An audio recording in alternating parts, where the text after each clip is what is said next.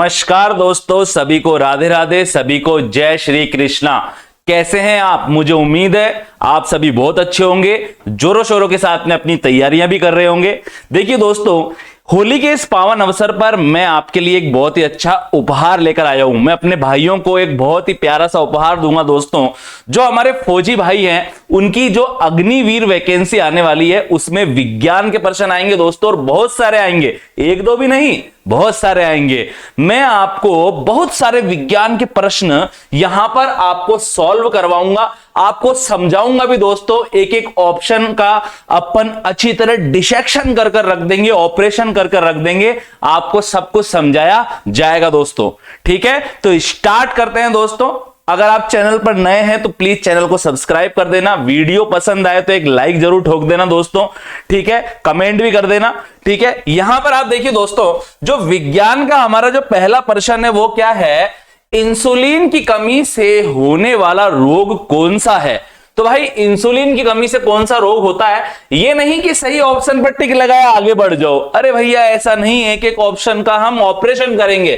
ठीक है, तो यहां पर सबसे पहले अपन देख लेते हैं दोस्तों, जो ये तपेदिक है ना, इसको टीबी भी बोलते हैं। क्या बोलते हैं इसको? टीबी भी बोलते हैं। और टीबी का फुल फॉर्म क्या है? ट्यूबरकुलोसिस। क्या बोलते हैं इसको? ट्यूबरकुलोसिस भी इसको कहते हैं दोस्तों, ट्यूबरकुलोसिस।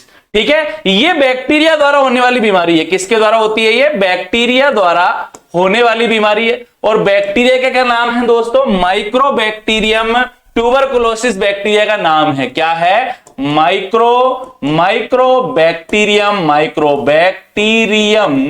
ट्यूबरकुलोसिस। माइक्रोबैक्टीरियम ट्यूबरकुलोसिस इस बैक्टीरिया का नाम है, जो कि भैया तपेदिक या टीबी रोग फैलाता है। बच्चों को अगर टीबी रोग से बचाना है तो भैया बीसीजी का टीका लगवाना पड़ेगा। बीसीजी का टीका लगवाना पड़ेगा। आई बात आपको समझ में? और जो बीसीजी की फुल फॉर्म है वो है बैसिलस कैलामाइन ग्यूरिन। क्या है दोस्तों? Bacillus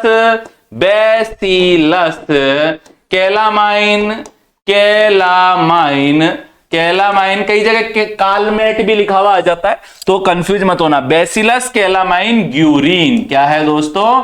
Guérin. ये इसका टीका लगाया जाता है। श्वसन तंत्र से संबंधित बीमारी है, फेफड़े बहुत ज्यादा इसमें प्रभावित होते हैं दोस्तों। हाँ भैया, शरीर के अंदर है ना, यकृत होती है, यकृत ग्रंथि पाई जाती है। क्या पाई जाती है? शरीर के अंदर यकृत ग्रंथि पाई जाती है। आपसे अगर कोई बोले कि शरीर की सबसे बड़ी ग्रंथि कौन सी है, तो भैया यह है शरीर में सबसे बड़ी ग्रंथि है। कौन सी ग्रंथि है? सबसे बड़ी ग्रंथि है। क्या है दोस्तों? ये शरीर में सबसे बड़ी ग्रंथि है। ठीक है, और तो और दोस्तों, इसको पता है मिश्रित ग्रंथि भी कहते हैं। क्या कहते हैं इसको? मिश्रित ग्रंथि भी कहते हैं। क्या कहते हैं भाई साहब इसको? मिश्रित ग्रंथि भी कहते हैं दोस्तों। मैं थोड़ा सा यहां पर चेंज करना जा रहा हूं, एक सेकेंड दोस्तों। हाँ, यकृत नहीं, यहां पर अग्नाशय कर लेता हूं मैं। क्या कर लेता हूं दोस्तों? अग्नाशय कर लेता हूं। ठीक है, एक सेकेंड, अग्नाशय कर लेता हूं दोस्तों यहां पर। हाँ, अग्नाशय। हाँ, ठीक है, यकृत शरीर की सबसे बड़ी ग्रंथि है। देखो, ये एक प्रश्न यहां पे फ्री में हो गया। ठीक है, तो याद रखना, अगर पूछा जाए कि शरीर की सबसे बड़ी अंतःस्रावी ग्रंथि कौन सी है, तो आप क्या बोलोगे? थायराइड ग्रंथि है। लेकिन अगर आपसे यह बोला जाए दोस्तों कि सबसे बड़ी बाह्य स्त्रावी ग्रंथि कौन सी है, या सबसे बड़ी ग्रंथि कौन सी है शरीर की, तो दोस्तों सबसे बड़ी ग्रंथि होती है यकृत होती है दोस्तों, लीवर होती है। लेकिन यहां पर बात कर रहे हैं अग्नाशय की। ये मिश्रित ग्रंथि है दोस्तों। कैसी ग्रंथि है ये? मिश्रित ग्रंथि है। और दोस्तों यह पाचन के लिए एंजाइम भी रिलीज करती है। पाचन के लिए एंजाइम भी रिलीज करती है दोस्तों। और यह हार्मोन भी स्त्रावित करती है। क्या करती है? यह हार्मोन भी स्त्रावित करती है दोस्तों। अब इसके द्वारा एक हार्मोन निकलता है, जिसका क्या नाम है? उस हार्मोन का नाम है इंसुलिन। अगर शरीर में इंसुलिन की कमी हो जाए तो भैया शरीर में ग्लूकोज का स्तर बढ़ जाएगा। ग्लूकोज का स्तर, ये क्या है? ग्लूकोज, शर्करा है भैया, मीठी मीठी शर्करा है जो शुगर की बीमारी कर देती है शरीर में। तो शरीर में ग्लूकोज का स्तर बढ़ जाएगा और भैया इसी को अपन क्या कहते हैं? इसी को अपन कहते हैं डायबिटीज या मधुमेह की बीमारी। ठीक है, तो इंसुलिन की कमी से कौन सा रोग हो जाता है? मधुमेह नामक रोग हो जाता है। ठीक है भाई साहब, ये जो हैजा बीमारी है ना दोस्तों, ये जो हैजा बीमारी है ये कोलेरा नाम के बैक्टीरिया के द्वारा होती है दोस्तों। किसके द्वारा होती है? ये कोलेरा बैक्टीरिया के द्वारा होती है। किसके द्वारा होती है दोस्तों? विब्रियो कोलेरा बैक्टीरिया द्वारा यह बीमारी होती है। अब इस विब्रियो कोलेरिया बैक्टीरिया के अंदर क्या होता है दोस्तों? ये बैक्टीरिया क्या करता है? ये विब्रियो कोलेरा बैक्टीरिया के द्वारा हैजा बीमारी होती है और इसके अंदर क्या होता है? जो पानी है ना, जो शरीर में हम पानी पी रहे हैं, पानी का निकास बढ़ जाता है, निकास बढ़ जाता है। मतलब पानी रुकता नहीं है शरीर में, अवशोषित नहीं पाता है, बैक्टीरिया अंदर जाता है और कुछ ऐसी गड़बड़ कर देता है कि जो भी हम खा रहे पी रहे हैं ना, वो पानी हमारा शरीर यूज ही नहीं पाता, वो पानी धमाधम बाहर निकल जाता है। ठीक है, जब लूज मोशन होते हैं, कोई दस्त वगैरह हो जाते हैं, तो उसके साथ में पानी लगातार बाहर आता रहता है, तो विब्रियो कोलेरा बैक्टीरिया के द्वारा होता है। पानी का निकास बढ़ जाता है दोस्तों, पानी का क्या बढ़ जाता है? निकास बढ़ जाता है, ज्यादा पानी निकलने लगता है, शरीर में पानी की कमी हो जाती है दोस्तों, और उसके द्वारा शरीर में पानी की कमी को डिहाइड्रेशन कहते हैं दोस्तों। इससे मृत्यु भी हो सकती है अगर समय पर इलाज ना किया जाए। और भैया अगर शरीर में आयरन की कमी है, किसकी कमी है? आयरन की कमी है। आयरन की कमी होगी तो रक्त की कमी हो जाएगी, और रक्त की जो कमी होती है दोस्तों, उस रक्त की कमी को ही अपन बोलते हैं एनीमिया। और रक्त की कमी को अगर दूर करना है तो भैया पालक खाओ। क्या खाओ?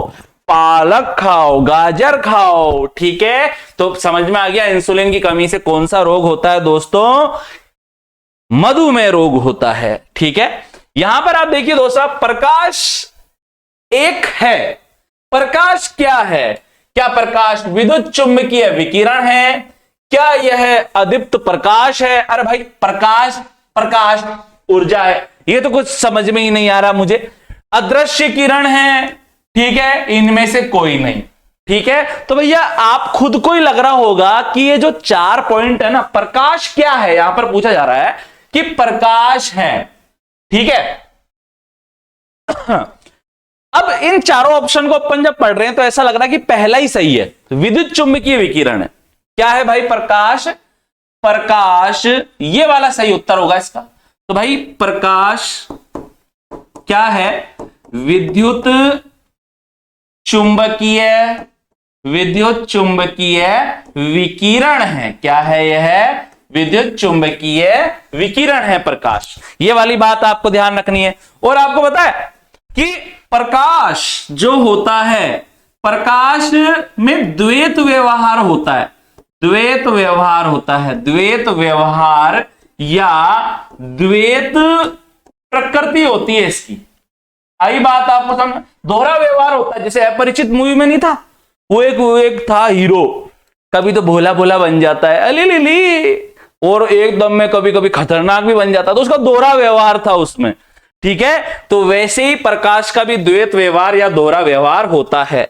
ठीक है भाई, यहां पर जो आइंस्टीन थे, आइंस्टीन ने बताया था इसके दोहरे व्यवहार के बारे में। और यहां पर आप देखिए प्रकाश के गुण क्या है भैया? प्रकाश के अंदर कौन कौन से गुण होते हैं? जैसे प्रकाश में परावर्तन का गुण पाया जाता है, ठीक है, अपवर्तन का गुण पाया जाता है, अपवर्तन का गुण पाया जाता है, व्यतिकरण का गुण होता है, विवर्तन का गुण होता है, ध्रुवण का गुण होता है, ध्रुवण का गुण होता है, परावर्तन, अपवर्तन, व्यतिकरण, विवर्तन, ध्रुवण का गुण होता है। और इसके आधार पर माना गया है कि प्रकाश विद्युत चुंबकीय तरंग है भैया। क्या है? तरंग है। लेकिन पता है आपको प्रकाश के कुछ और भी गुण हैं, जैसे इसमें कॉम्पटन प्रभाव होता है, कॉम्पटन प्रभाव होता है, आई बात आपको समझ में। विद्युत यहां पर प्रकाश विद्युत प्रभाव भी होता है। क्या होता है? एक प्रकाश विद्युत प्रभाव होता है। भैया कुछ धातुएं ऐसी होती है जैसे सीजियम धातु, आपसे पूछा जा सकता है सीजियम धातु के ऊपर जब प्रकाश गिरता है तो उस धातु में से इलेक्ट्रॉन उत्सर्जित होने लग जाते हैं, विद्युत धारा प्रवाहित होने लग जाती है। तो प्रकाश विद्युत प्रभाव, और प्रकाश विद्युत प्रभाव कॉम्पटन प्रभाव से यह पता चला कि भैया प्रकाश कण के समान भी होता है।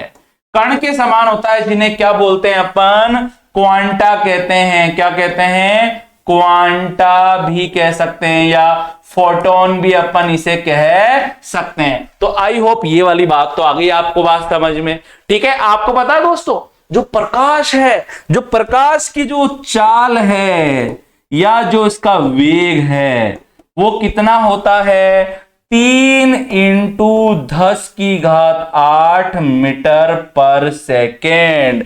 ये लग छोटा सा रहा है लेकिन है बहुत ज्यादा। प्रकाश का वेग कितना होता है? 3 × 10⁸ मीटर प्रति सेकेंड। मतलब 1 सेकेंड के अंदर प्रकाश 3 × 10⁸ मीटर की दूरी पर चला जाता है। जब इसको आप सॉल्व करोगे ना 10⁸ को, ठीक है, और इंटू 3 से उसको जब इंटू कर दोगे तो लाखों करोड़ों में आएगा दोस्तों आंसर। लाखों करोड़ों किलोमीटर दूर पहुंच जाता है कुछ सेकंड के अंदर ही प्रकाश। आई दोस्तों बात आपको यहां तक समझ में? आपको होता है जो प्रकाश होता है, सूर्य का जो प्रकाश है दोस्तों, सूर्य से प्रकाश को पृथ्वी पर आने में 8 मिनट, कितना? 8 मिनट 19 सेकेंड का समय लगता है। आई बात आपको समझ में? कितना लगता है दोस्तों? 8 मिनट 19 सेकेंड, या अपन देखा जाए तो 499 सेकेंड का समय लगता है। कितना सेकेंड का समय लगता है? 499 सेकेंड का यहां पर समय लगता है। तो प्रकाश क्या है भैया? एक विद्युत चुंबकीय विकिरण है। ये वाली बात आपको ध्यान रखनी है। जनरेटर से हमें क्या प्राप्त होता है भैया? पहले शादियों में जाते थे, देखो यहां पे क्या लिखा हुआ है? विद्युत ऊर्जा, प्रकाश ऊर्जा, केमिकल ऊर्जा, वायु ऊर्जा। पहले शादियों में जाते थे हैं, बढ़िया। जैसी शादी में दही बड़े पड़े हैं, गुलाब जामुन पड़े हैं, मुंह में पानी आ रहा है देख के, और जैसे ही दही बड़े की तरफ बढ़े, लाइट गई, ढक, अंधेरा ही अंधेरा हो गया। अब भैया अंधेरे के अंदर क्या खाएगा आदमी? फिर थोड़ी देर में आवाज आती थी तंबू के पीछे से, धक धक धक धक धक धक धक। जनरेटर चालू होते ही बिजली आ जाती थी, उजाला हो जाता था। तो भैया प्रकाश ऊर्जा, बिजली विद्युत ऊर्जा उत्पन्न होती है। जनरेटर क्या देता है हमें? जनरेटर में डीजल होता है या पेट्रोल भर दिया जाता है, और जब जनरेटर को ऑन किया जाता है तो वो बिजली बनाने लग जाता है, विद्युत ऊर्जा उत्पन्न करता है दोस्तों। आई बात आपको समझ में? लेकिन अगर यहां पर जनित्र होता, जनित्र भी दोस्तों, जनित्र को ही क्या बोलते हैं अपन इंग्लिश में? जनरेटर बोलते हैं। तो परीक्षा में घुमाकर भी आ सकता है कि जनित्र से कैसी ऊर्जा प्राप्त होती है? तो भैया जनित्र से विद्युत ऊर्जा प्राप्त होती है। एनीमिया रोग किससे संबंधित है भैया? एनीमिया रोग किससे संबंधित है? थोड़ी देर पहले मैंने बताया था कि शरीर में अगर किसकी कमी हो जाए? आयरन की कमी हो जाए, आयरन की कमी होगी, ठीक है भाई साहब, आयरन की अगर कमी हो गई तो शरीर में हीमोग्लोबिन की कमी हो जाएगी, हीमोग्लोबिन की कमी हो जाएगी। और हीमोग्लोबिन हमारे खून में पाया जाता है, जिसकी वजह से हमारे खून का रंग लाल होता है, ठीक है। तो जब हीमोग्लोबिन की कमी होगी तो भैया रक्त की कमी हो जाएगी, रक्त की कमी हो जाएगी। और जब रक्त की कमी हो जाएगी तो इसको एनीमिया कहेंगे भाई साहब। तो एनीमिया रोग रक्त की कमी से संबंधित है। लेकिन भैया आंखों के रोग कौन कौन से हैं? जैसे यहां पर आप देखिए आंखों के रोग, आंखों के रोग कौन कौन से हैं? जैसे कि आप देख सकते हैं दोस्तों, निकट दृष्टि रोग हो जाता है। कौन सा रोग हो जाता है? निकट दृष्टि रोग हो जाता है। निकट दृष्टि रोग में क्या होता है? निकट दृष्टि रोग के अंदर केवल पास ही पास की वस्तु साफ दिखाई देती है और दूर की वस्तु स्पष्ट दिखाई नहीं देती है। इसको भैया इंग्लिश में मायोपिया भी आ सकता है। मायोपिया, मेरा पिया क्या है, बिल्कुल निकट है, मायोपिया। आई बात आपको समझ में। इसी प्रकार से भैया एक आंखों का रोग है दूरदृष्टि दोष। कौन सा है? दूर या दीर्घ दीर्घ दृष्टि रोग या दोष भी आ सकता है भाई साहब। और इसको क्या बोलते हैं? इसको हाइपरमेट्रोपिया बोलते हैं। क्या बोलते हैं इसको? हाइपरमेट्रोपिया भी इसको अपन कहते हैं दोस्तों। एक रोग और है यहां पर आंखों का। कौन कौन से रोग है यहां पर आंखों के? जैसे कि मैंने बताया, निकट दृष्टि दोष, दूर दृष्टि दोष या दीर्घ दृष्टि दोष हो गया। ठीक है, इसी प्रकार से भाई कभी कभी है ना आंखों में इंफेक्शन हो जाता है, जिसको क्या बोलते हैं? कंजक्टिवाइटिस। कंजक्टिवाइटिस भाई परीक्षा में अगर आ जाए कंजक्टिवाइटिस क्या है, तो जिस भी ऑप्शन में आंखें लिखा हुआ आ जाएगा ना, वही सही उत्तर होगा। कंजक्टिवाइटिस आंखों का रोग है दोस्तों। कौन सा रोग है ये? आंखों का रोग है। इसी प्रकार से आप देख सकते हैं दृष्टि वैषम्य रोग होता है। दृष्टि वैषम्य रोग हो जाता है। इसके अंदर क्या होता है? इंसान को ठीक से दिखाई नहीं देता है। दृष्टि वैषम्य क्या होगा? दृष्टि वैषम्य इंग्लिश में इसको क्या बोलेंगे? इसको एस्टिग्मेटिज्म बोलेंगे दोस्तों। क्या बोलेंगे इसको? एस्टिग्मेटिज्म के नाम से भी इसको जाना जाता है। दृष्टि वैषम्य हो जाता है। इसी प्रकार से मोतियाबिंद हो गया भाई, मोतियाबिंद हो गया। ठीक है, मोतियाबिंद। कैटरैक्ट के नाम से भी इसको जाना जाता है। कैटरैक्ट के नाम से भी इसको जाना जाता है। इसी प्रकार से मोतियाबिंद हो गया। कलर ब्लाइंडनेस हो जाती है भैया। वर्णांधता। वर्णांधता। वर्णांधता के अंदर क्या होता है? लाल नीला हरा कलर दिखाई नहीं देता है। कौन सा भैया? लाल नीला हरा रंग में विभेद नहीं कर पाता है। विभेद नहीं कर पाता है बंदा, जिसको भी ये बीमारी होगी। इसको अपन क्या बोल सकते हैं? कलर ब्लाइंडनेस के नाम से भी जाना जाता है। तो आंखों की सारी बीमारियां तो ये हो गई है। ध्यान कर लेना, याद कर लेना, अच्छे से स्क्रीनशॉट ले लेना। ठीक है, हृदय की बीमारियां कौन कौन सी भाई? हृदय के अंदर कौन कौन से रोग हो जाते हैं? हृदय के रोग, ये भी जरा मैं आपको लिखा देता हूं कि भैया हृदय में कौन कौन से रोग होंगे। एक सेकेंड आप देखिए, हृदय के रोग। हाँ, तो यहां पर आप सबसे पहले देखिए, एक है यहां पर कोरोनरी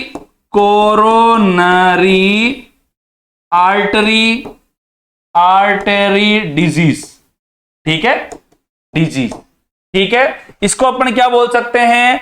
कोरोनरी आर्टरी डिजीज कहते हैं भाई। और इसको कोरोनरी धमनी रोग भी कह सकते हैं। हिंदी में इसको क्या बोल सकते हैं? कोरोनरी धमनी रोग भी इसको कहते हैं। आई बात आपको समझ में। इसी प्रकार से यहां पर आप देख सकते हैं और कौन सा हो जाता है? हार्ट फेलियर हो जाता है। हार्ट फेलियर हो जाता है भाई। हार्ट फेल हो जाता है इंसान का। ठीक है, हार्ट अटैक आना। ठीक है, इसी प्रकार से भाई ब्लड प्रेशर की बीमारी हो जाती है। रक्तचाप की बीमारी हो जाती है। आई बात आपको समझ में। या फिर इसको बोलते हैं अपन ब्लड प्रेशर भी बोल सकते हैं। क्या बोल सकते हैं? ब्लड प्रेशर की बीमारी। ब्लड प्रेशर की बीमारी। या इसको हाइपरटेंशन के अंदर क्या होता है? उच्च रक्तचाप हो जाता है। आई बात आपको समझ में। जैसे 5वें नंबर पे देख लेते हैं अपन, उच्च रक्तचाप की बीमारी हो जाती है। इसको हाइपरटेंशन कहते हैं। क्या कहते हैं इसको? हाइपरटेंशन कहते हैं। धमनियों में जब रुधिर का दाब बढ़ जाता है तो भयंकर समस्या हो सकती है। ठीक है, इसी प्रकार से और कौन से रोग हो जाता है भैया? यहां पर हृदय शूल की बीमारी हो जाती है।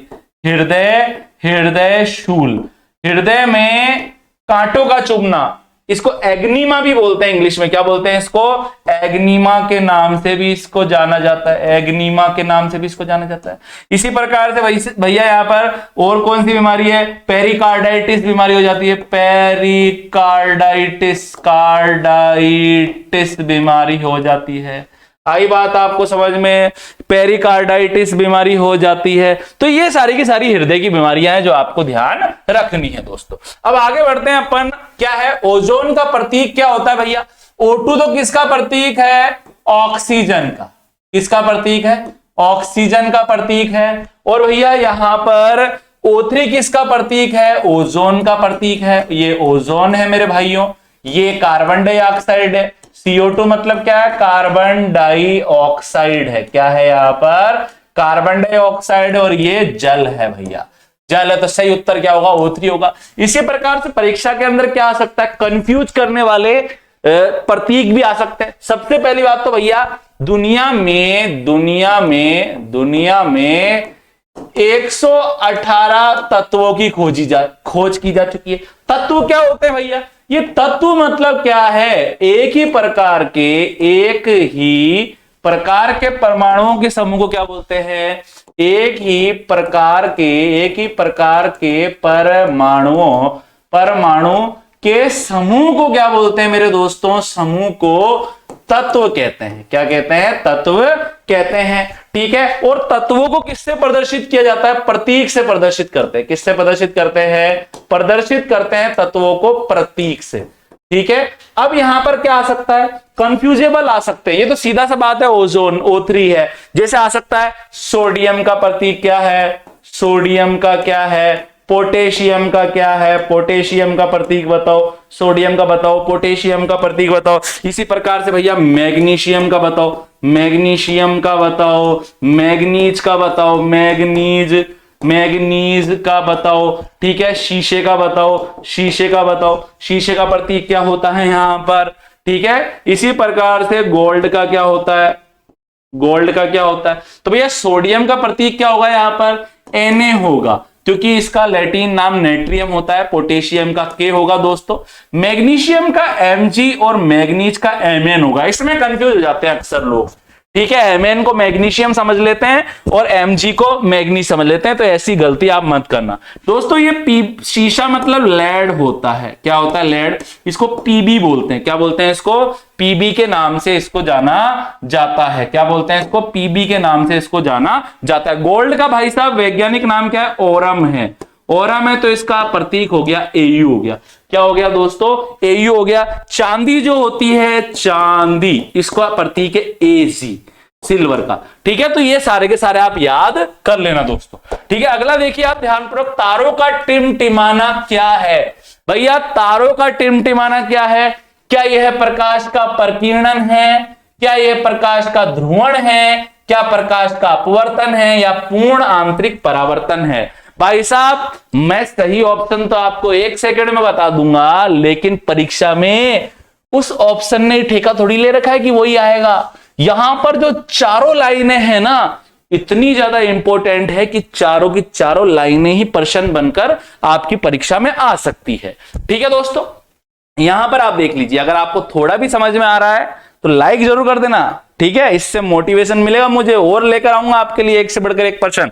तो देखिए आप ध्यानपूर्वक, प्रकाश का प्रकीर्णन मतलब क्या होता है। सबसे पहले मैं आपको बताना चाहूंगा कि ये प्रकाश के प्रकीर्णन का मतलब क्या है।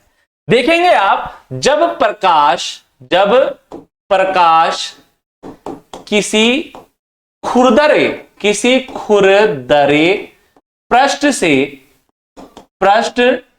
से टकराता है तो फैल जाता है भाई साहब, चारों तरफ क्या हो जाता है, फैल जाता है। इसी को क्या बोलते हैं, प्रकाश का प्रकीर्णन कहते हैं। अब प्रकाश के प्रकीर्णन का क्या महत्व है, जैसे आप देखेंगे कमरे में, उदाहरण देखिए दोस्तों, कमरे में प्रकाश आया खिड़की से, छोटी सी खिड़की से कमरे में प्रकाश आया, लेकिन फिर भी पूरे कमरे में उजाला हो जाता है। अरे भाई साहब यहां पर इस स्टूडियो के अंदर ये कुछ लाइट जल रही है, ठीक है, लेकिन क्या 50 लाइट जल रही है, फिर भी पूरे स्टूडियो में उजाला हो गया। क्यों? क्योंकि इन लाइटों की जो लाइट है, इन लाइटों में से जो प्रकाश निकल रहा है वो दीवारों पर गिर रहा है दोस्तों, और दीवारें खुरदरी है यहां पर। आई बात आपको समझ में, और दीवारों से टकरा कर ये प्रकाश पूरे रूम में यहां वहां फैल गया, इसे प्रकीर्णन कहते हैं। ठीक है, तो यहां पर आप देख सकते हैं पेड़ के नीचे जो उजाला रहता है, उजाला या प्रकाश रहता है, वो किसके कारण रहती है, प्रकीर्णन के कारण रहती है। कमरे में बल्ब जलाने पर या खिड़की से प्रकाश आने पर, ठीक है, कमरे में रोशनी हो जाना, पूरे कमरे में रोशनी हो जाना, रोशनी हो जाना। किसका उदाहरण है ये? प्रकीर्णन का उदाहरण है दोस्तों। तो ये वाली बात आपको ध्यान रखनी है। इसी प्रकार से दोस्तों यहां पर क्या होता है, प्रकाश का ध्रुवण भी होता है। जो प्रकाश होता है ना, प्रकाश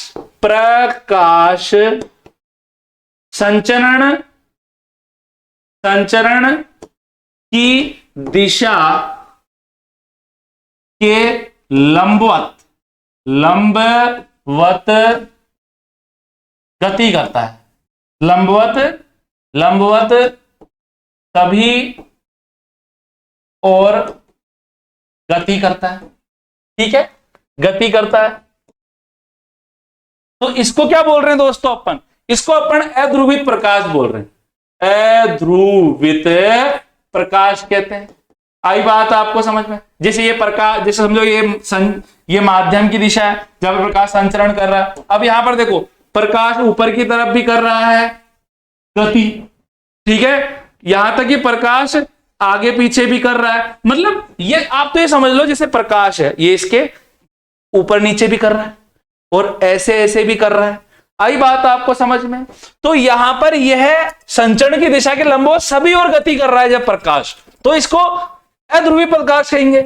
लेकिन दोस्तों ध्रुवित प्रकाश क्या मतलब क्या होता है? ध्रुवित जो प्रकाश होता है वो संचरण के केवल ऊपर या नीचे, संचरण की दिशा के केवल ऊपर या नीचे या दाएं या बाएं ओर ही क्या करता है? गति करता है। तो ऐसे प्रकाश को ध्रुवित प्रकाश कहते हैं। मतलब इसमें ध्रुव है, एक तो ये ऊपरी ध्रुव, दूसरा निचला ध्रुव। लेकिन ऊपर वाले प्रकाश में कोई ध्रुव नहीं था, क्योंकि प्रकाश ऊपर से नीचे भी गति कर रहा है। देखो ऐसे ऊपर से नीचे भी गति कर रहा है।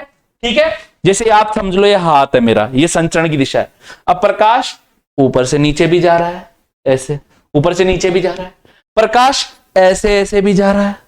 ठीक है, प्रकाश ऐसे टेढ़ा भी जा रहा है। तो ये अध्रुवित प्रकाश है। लेकिन ध्रुवित प्रकाश क्या होगा? हमेशा संचरण की दिशा में या तो ऐसे आगे बढ़ेगा या ऊपर से नीचे ही आगे बढ़ेगा। आई बात आपको समझ में? तो ये यहां पर प्रकाश का ध्रुवण भी तो समझ में आ गया आपको। इसी प्रकार से दोस्तों यहां पर प्रकाश के अपवर्तन का मतलब क्या होता है? जब प्रकाश एक माध्यम से दूसरे माध्यम में जाता है तो प्रकाश की चाल में परिवर्तन हो जाता है। इसी प्रकाश का अपवर्तन कहते हैं। जैसे अपन हाईवे पे जा रहे हैं, धूम चाले स्पीड के अंदर बिल्कुल बिना मुड़े जा रहे हैं, और अचानक से हाईवे के सामने जाते जाते अचानक से पतली गली आ जाए, भीड़ भाड़ वाली जगह आ जाए, तो मुझे बताओ हम विचलित होंगे नहीं होंगे? हमारी चाल परिवर्तित होगी नहीं होगी? होगी। प्रकाश के साथ भी ऐसा होता है। जब प्रकाश खाली जगह पर जाता है तो उसकी चाल बढ़ जाती है, लेकिन जब किसी सघन माध्यम में घुसता है तो उसकी चाल कम हो जाती है। आई बात आपको समझ में? और इसे ही क्या बोलते हैं दोस्तों? इसे ही प्रकाश का अपवर्तन अपन कहते हैं। आई बात आपको समझ में? यहां पर आप देखिए, यहां पर दो शब्द लिखे हुए हैं, प्रकाश का अपवर्तन, और एक लिखा हुआ है पूर्ण आंतरिक परावर्तन। आई बात आपको समझ? यहां पर आप देखिए, यहां पर माध्यम एक है और माना कि यह हवा है। ठीक है, यहां पर माध्यम दो है और माना कि यह जल है। जल गाढ़ा होता है, हवा पतली होती है। अब ये प्रकाश की किरण है भाई साहब, ये प्रकाश की किरण आई, ठीक है, इस सतह से टकराई, दोनों माध्यमों के बीच में जो ये सतह यहां से टकराई और पानी में घुस गई, और आप देखेंगे ये बीच में अभिलंब है दोस्तों। ये जो किरण है ये आपतित किरण है, और ये जो किरण है जब ये पानी के अंदर घुसी तो आप देखेंगे इसकी चाल कम हो जाएगी, क्योंकि पानी सघन और ये अभिलंब की ओर झुक जाएगी। इसे तो प्रकाश का क्या बोल रहे हैं अपन? अपवर्तन कह रहे हैं दोस्तों। जबकि पूर्ण आंतरिक परावर्तन के अंदर क्या होता है? पूर्ण आंतरिक परावर्तन के अंदर क्या होता है दोस्तों? जब दो माध्यम हो, ठीक है, जब एक माध्यम सघन है और एक माध्यम विरल है, जब क्या होता है दोस्तों? ये अभिलंब है।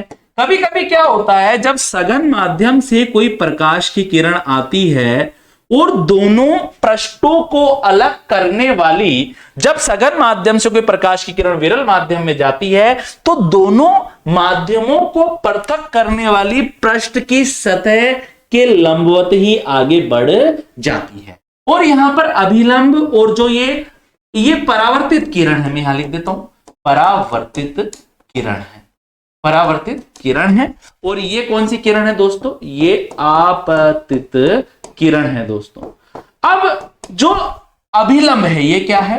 अभिलंब है दोस्तों। जो अभिलंब होगा और जो परावर्तित किरण होगी उसके बीच का कोण 90 डिग्री बन जाएगा। इसी को क्या बोलते हैं अपन? पूर्ण आंतरिक परावर्तन कहते हैं। कभी कभी क्या होता है, यहां पर आप देखेंगे जैसे कि पूर्ण आंतरिक परावर्तन के उदाहरण क्या है दोस्तों। कभी कभी आप देखेंगे कि जब गर्मियों में हम कभी रोड पर चल रहे होते हैं, जैसे मेरे गांव के भाई है कई हैं, ठीक है ना, गांव में हम जैसे रोडों पे चल रहे होते हैं, सड़क पर चल रहे होते हैं, तो आप देखेंगे आपको ऐसा लगेगा जब चल रहे हो ना गर्मी में, तो आपको ऐसा लगेगा कि सामने रोड के ऊपर पानी बह रहा है। अब समझना पूरी कहानी, समझो। जैसे समझो, देखो इधर मैं इधर खड़ा होता हूं, जैसे मैं ऐसे चल रहा हूं रोड पे, ठीक है। अब समझना, माना कि ये रोड है, ये क्या है? ये लाइन क्या है दोस्तों? ये लाइन क्या है? माना कि ये रोड है और मैं इस रोड पर चले जा रहा हूं, ठीक है। गर्मी के दिनों में क्या होता है, जो रोड के पास की जो हवा है वो गर्म होकर हल्की हो जाएगी और विरल हो जाएगी, जबकि ऊपर की हवा अभी भी ठंडी है और सघन है, गाढ़ी है। समझ में आ गई बात आपको? अब क्या होगा दोस्तों, समझो आप, सूर्य का प्रकाश आ रहा है आसमान से होता हुआ, नीले नीले आसमान से होता हुआ, और इस ठंडी हवा यानी कि सघन माध्यम से होता हुआ सूर्य का प्रकाश आया और रोड पर टकराया, और रोड की हवा कैसी है? गर्म है, विरल है। और जब ये प्रकाश की किरण सघन माध्यम से विरल माध्यम में आई, यानी कि रोड की ठंडी हवा पर ये टकराई, तो दोस्तों क्या हुआ? यहां पर दोनों माध्यमों को पृथक करने वाली जो सतह है उसके लंबवत ही है, आगे बढ़ गई और ये सीधी आ रही है मेरी आंखों में। मुझे ऐसा लग रहा है कि रोड पर पानी बह रहा है, लेकिन वो रोड पर पानी नहीं बह रहा है दोस्तों। वो क्या है? वो आसमान का प्रतिबिंब है जो मुझे रोड पर दिखाई दे रहा है। और किसकी वजह से दिखाई दे रहा है? पूर्ण आंतरिक परावर्तन के कारण दिखाई दे रहा है। तो दोस्तों इसका उदाहरण क्या हो गया? इसका एक तो भैया पूर्ण आंतरिक परावर्तन का उदाहरण हो गया, यहां पर आप देख सकते हैं मरीचिका का बनना। क्या बनना? मरीचिका बनना। मरीचिका बनना जिसको मिराज भी कहते हैं।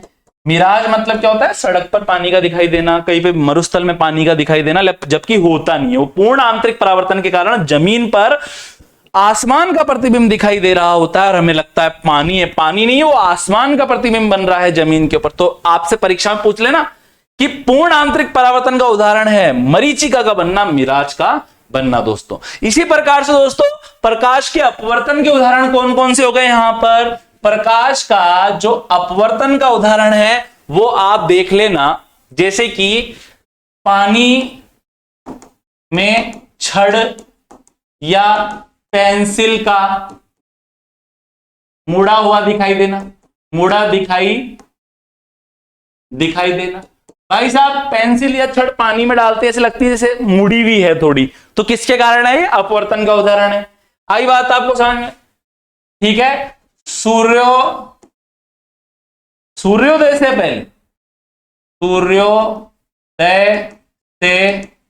पहले सूर्य व सूर्यास्त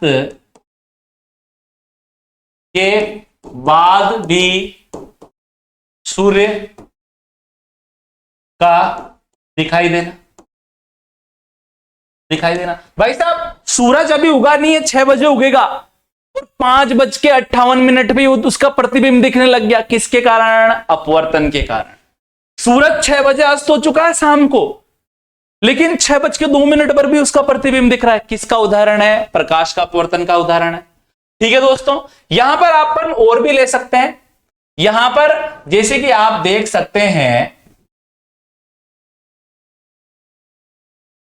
जमीन से देखने पर, जैसे यहां पर दोस्तों, यहां पर आप देखिए तो ये बातें आपको समझ में आ गई। प्रकाश के प्रकीर्णन के बारे में आपको बता दिया, प्रकाश के ध्रुवण के बारे में बता दिया, ठीक है, पूर्ण आंतरिक परावर्तन के बारे में बता दिया दोस्तों, ठीक है, और यहां पर प्रकाश के अपवर्तन के बारे में भी आपको बता दिया दोस्तों।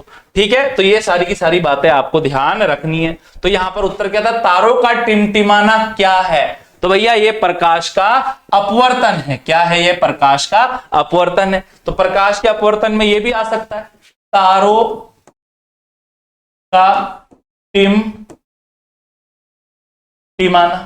आई बात आपको समझ में? यहां तक आ गई बात आपको समझ में? ठीक है, आगे बढ़ते हैं अपन। मानव में गुणसूत्रों की संख्या कितनी होती है? मानव में 46 गुणसूत्र होते हैं, जिसमें से 44 अलिंग होते हैं, ठीक है, और बाकी के 2 क्या होते हैं? लिंग गुणसूत्र होते हैं। लिंग गुणसूत्र होते हैं। मादा में ये 2 लिंग गुणसूत्र XX होते हैं, नर में ये 2 लिंग गुणसूत्र XY होते हैं। भैया आई बात आपको समझ में? नर में 2 प्रकार के शुक्राणु बनते हैं। कितने प्रकार के? 2 प्रकार के, X और Y। और मादा में हमेशा एक ही प्रकार का अंडा बनता है, X प्रकार का। आई बात आपको समझ में? तो भैया 46 गुणसूत्र होते हैं। अगला प्रश्न क्या है? तुरंत ऊर्जा पहुंचाने वाला स्रोत क्या है?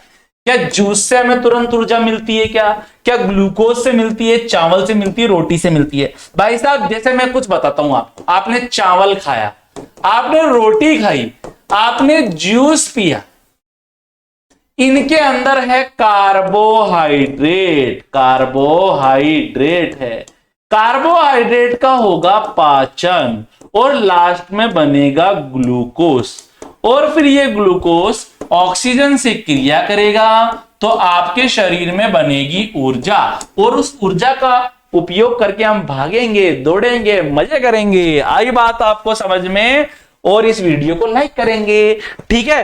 अब यहां पर क्या हो रहा है? एक तो भैया चावल खाए, रोटी खाए, फिर धीरे धीरे पेट में जाएगी वो, फिर धीरे धीरे पचेगी, फिर धीरे धीरे ग्लूकोज बनेगा, फिर ऑक्सीजन की क्रिया करेगा, ऊर्जा बनने में टाइम लग जाएगा भैया। आई बात आपको समझ में? क्यों ना उसको डायरेक्ट ग्लूकोज ही पिला दो।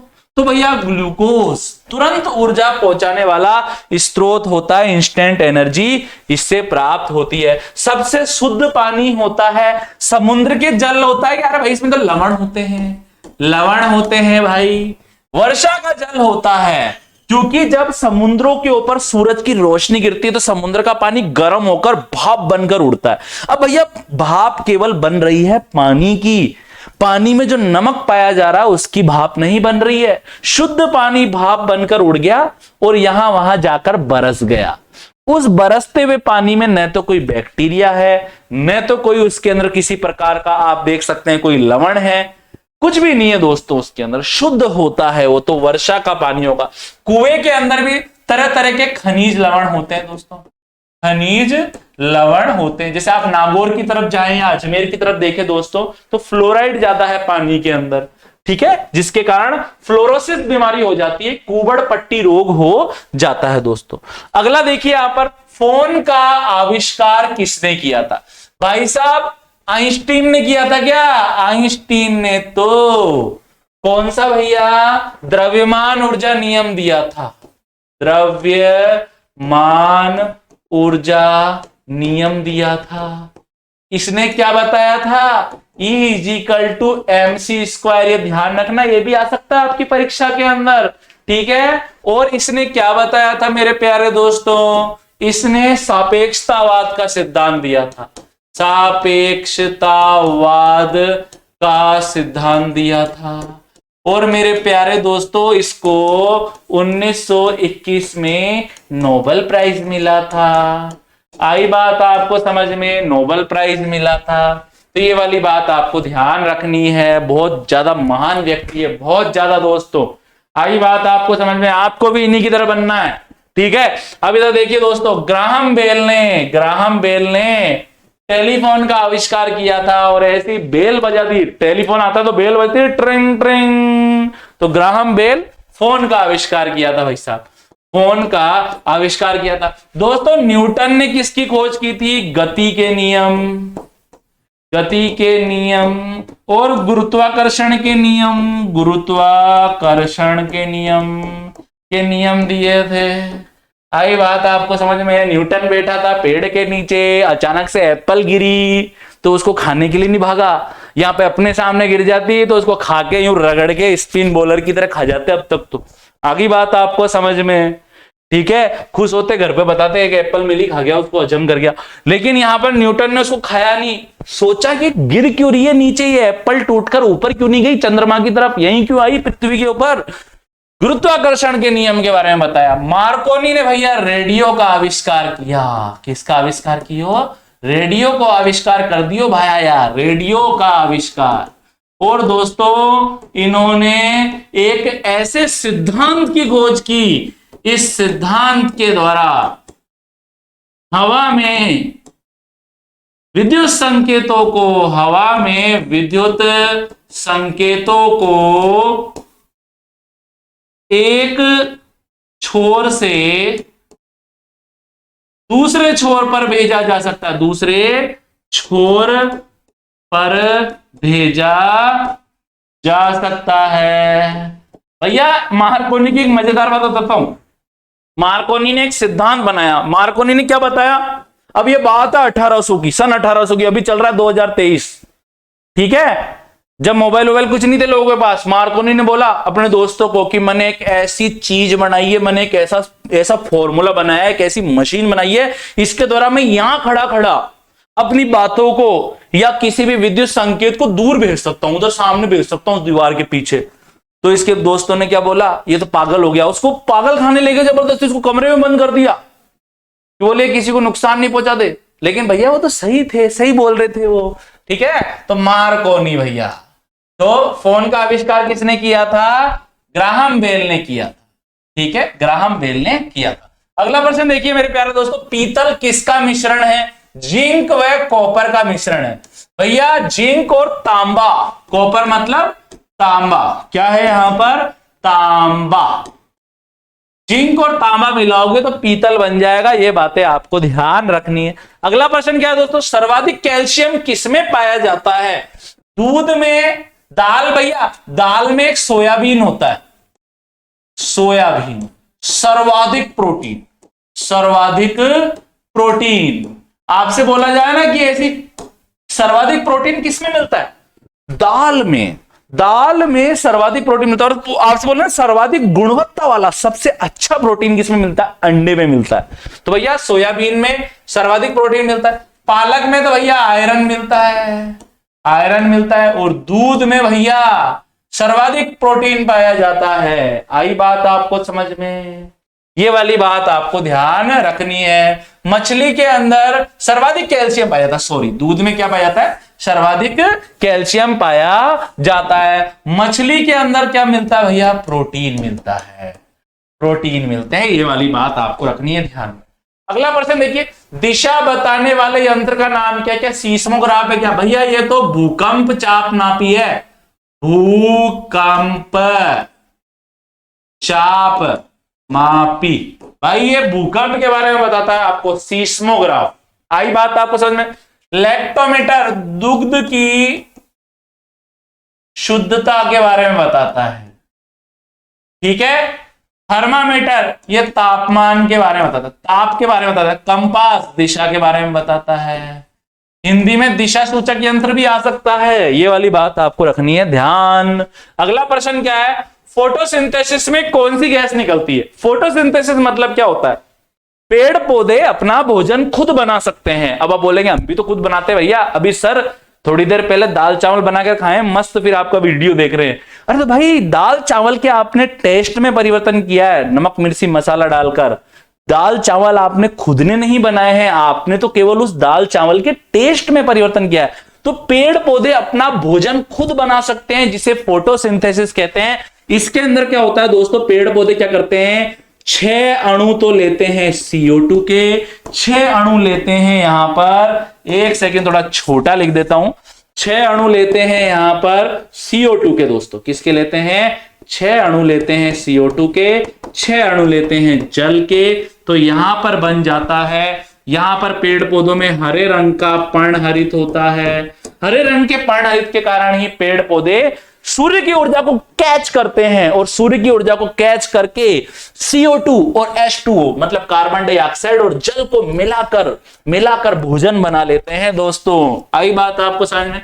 C6H12O6 बन गया, और यहां पर ऑक्सीजन के 6 अणु निकलते हैं। ये ग्लूकोज है दोस्तों, जिसको हम खाते हैं। तो दोस्तों यहां पर फोटोसिंथेसिस में कौन सी गैस निकल रही है?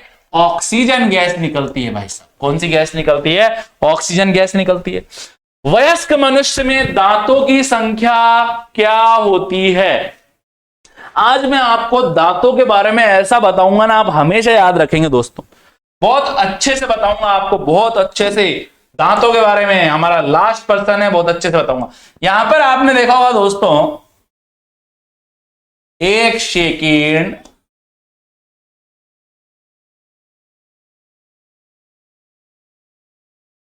जैसे कहीं होते हैं ना, जैसे बोलते हैं तो दांतली है, दांत निकल रहे हैं, इसके आगे के जो दांत होते हैं 4, इनको बोलते हैं कृंतक। कृंतक काटने के काम में आते हैं ये। आई बात आपको समझ? यहां पर आप देखो दोस्तों, यहां पर एक इधर, एक इधर, 4 तो ये हो गए ना, ये होते हैं रदनक। ये भी क्या है? रदनक। ये रदनक क्या काम करते हैं? चीरने फाड़ने का काम करते हैं, चीरने फाड़ने का काम करते हैं। जो मांसाहारी जानवर होते हैं उनके ये वाले दांत लंबे होते हैं। इसी प्रकार से दोस्तों यहां पर आप देख सकते हैं 2 इधर और 2 इधर। ये जो है ना दोस्तों, ये अग्रचर्वणक है। क्या है ये? अग्रचर्वणक है। और ये चबाते हैं, चबाते हैं। ठीक है दोस्तों, भोजन को चबाने का काम करते हैं। तो आप देखो 2 यहां पर है, 2 कितने हैं दोस्तों? यहां पर है। और आप देख सकते हैं चर्वणक, पीछे वाली डाढ़, ये आगे वाली डाढ़ है, पीछे। और ये कितने होते हैं दोस्तों? ये यहां पर मैं भी आपको बता देता हूं, ये होते हैं 1 2 3 इधर होते हैं, और दोस्तों 1 2 3 इधर होते हैं। तो दोस्तों कितने हो गए यहां पर? 3 यहां पर हो गए, 3 यहां पर हो गए दोस्तों। तो टोटल कितने हो गए यहां पर? 6 हो गए दोस्तों। आई बात आपको समझ में? तो अब आप देख लीजिए, 4 5 6 7 8 9 10 11 12 13 14 15 16 दांत ऊपर वाले जबड़े में हैं दोस्तों।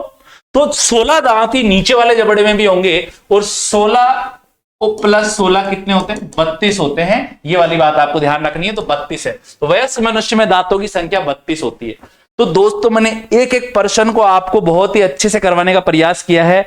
वीडियो ज्यादा से ज्यादा अपने भाइयों को शेयर कर देना, ताकि सभी का फायदा हो दोस्तों। ऐसे ही मजेदार वीडियो आपके लिए लेकर आते रहेंगे। एएल क्लासेस के ऊपर आपको सब कुछ मिलेगा दोस्तों। मैथ्स मिलेगी, रीजनिंग मिलेगी, साइंस मिलेगी। बस आप हमारा साथ देते रहो, हम आपका डबल साथ देंगे, चौबल साथ देंगे दोस्तों। सभी को राधे राधे, सभी को जय श्री कृष्णा।